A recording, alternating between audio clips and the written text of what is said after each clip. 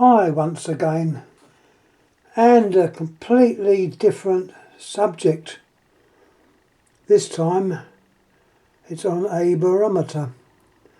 I have quite a few barometers, I might say. I suppose I've been collecting stuff for many years, mainly helped by boot sales where people have put things out for sale. Majority of them at silly prices, so you could pick them up for a song. And I did in fact pick up quite a few barometers of different types. Now this one that I'm putting up to show you came from Denmark. The reason I know this is I took that name there. In England it would mean changeable, and that is more or less what it is translated into the Danish. So that gives me an indication that this barometer was made in Denmark. Don't ask me when, but quite a few years ago. It's got the barometer scale. The barometer itself is of design invented by, I'll get the name right, Lucien Vidi. He was in 1805, French, and he was the one that invented a barometer without liquid. Previous to that, you had mercury, invented by Torricelli in Italy. Torricelli was actually a student of Galileo. Little bit of history there, and various other liquid barometers were made. Otto von Guericke, and I'm hoping I'm saying his name right, from Magdeburg in Germany. I visited Magdeburg actually. He erected a liquid barometer using water, and the length of that was about 34 feet. It was quite a length thing. You had to have something which, with mercury, it was just over 30, but water is less dense than mercury, so it had to be quite high.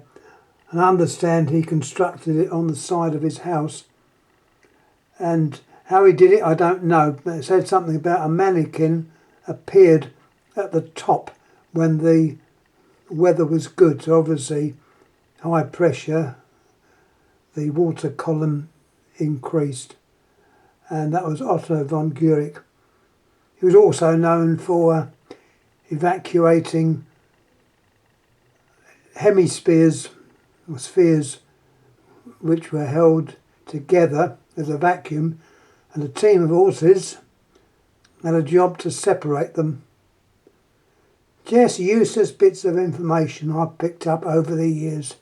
Well, anyhow, getting back to this barometer, this was the design, you see it inside there, using an evacuated chamber, evacuated box, and as the pressure varied, so the box would vary, and you had levers linked up to a pointer, and you'd get the reading round the scale.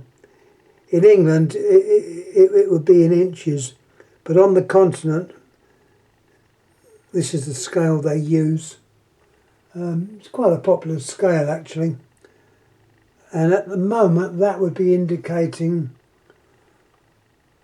fair, which is a good sign. As the pressure goes up, so the weather's good.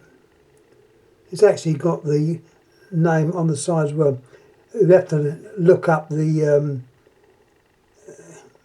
Danish for that. Anyhow, the other type of aneroid barometer, I say aneroid means without liquid, was the one invented by Bourdon, another Frenchman, and his barometers are very rare. I have in fact got one upstairs.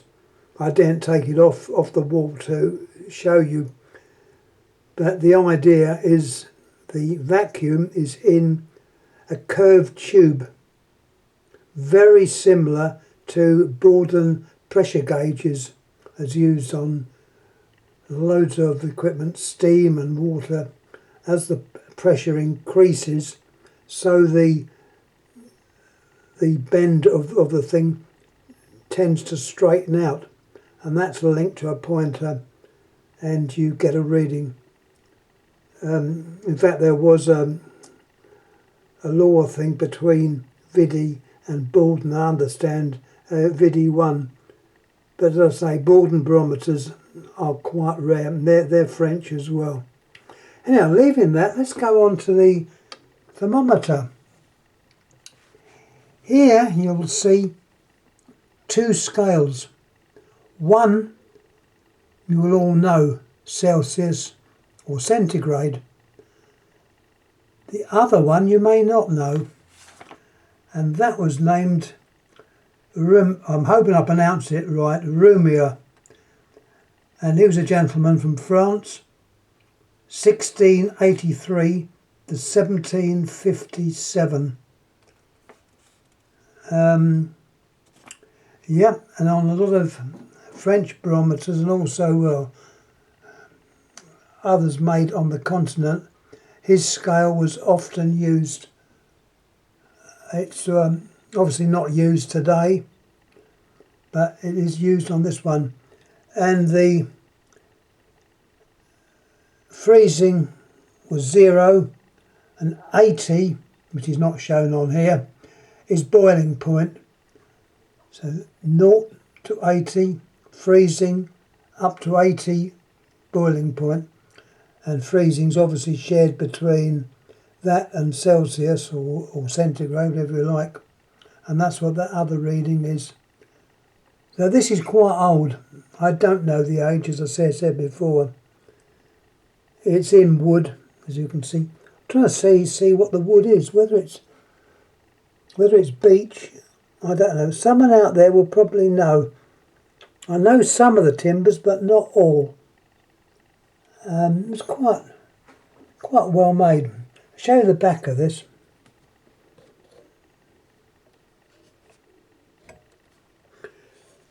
There's the back, and it shows the barometer with a name there as well. I don't know what that says.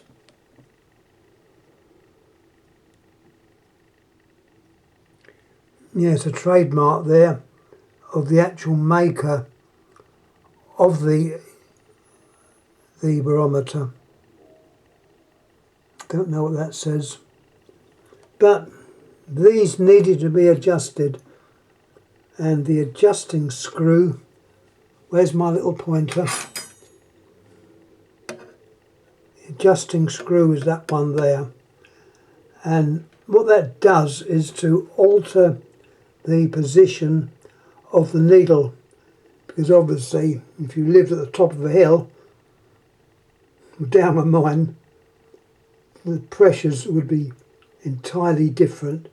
So you'd find what the reading was in your area, and by adjusting that screw, which only takes a tiny adjustment, that will alter the pointer to point to the correct pressure, either in inches or millimetres. And that's how you would adjust them. I'm trying to see what that other name is on there. Does that show up? There's definitely a name there. As I say, this does go back a few years. The other pointer there, which I can't even turn, oh, I can. That is for setting. You'd set it like right above what the actual pointer's pressing. The pointer is pointing to on that pressure. So if the pressure goes up, obviously the pointer will move and you will be left with where the marker is put, so you know whether it's rising or falling. With these ones you don't really need to tap them, although a lot of people do.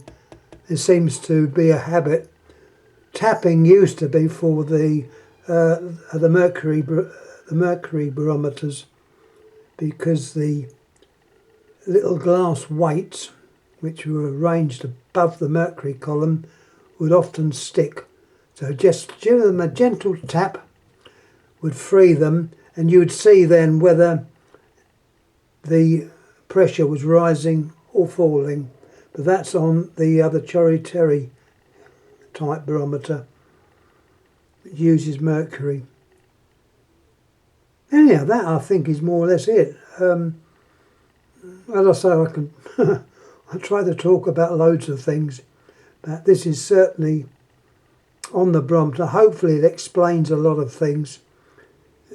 They're not a mystery, they're just sort of a handy instrument to use to check what the weather's doing, or what the conditions are doing as regards air pressure, higher or lower.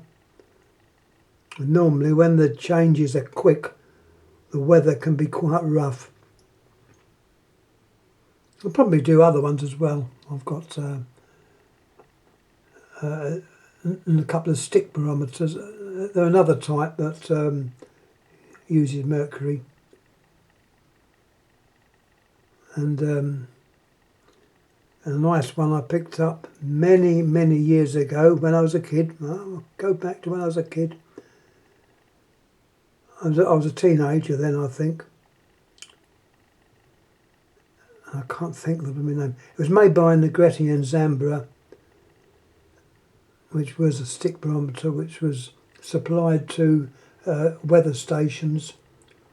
And I picked that up at a junk shop, for £25. I don't know what it's worth now. A little bit more than that, I think.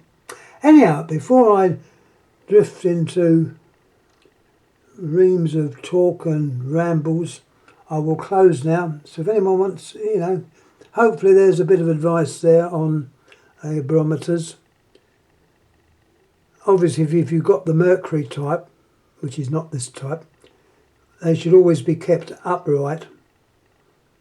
If they have to be transported, you have to plug the tube up so you don't lose mercury. They are a bit tricky and they need gentle handling. But no, these are mainly fixed to the wall. So it's just an idea. I thought I'd put something up a little bit different. Anyhow, thanks again for watching, and we'll pop this up on YouTube. Thanks again. Thank you.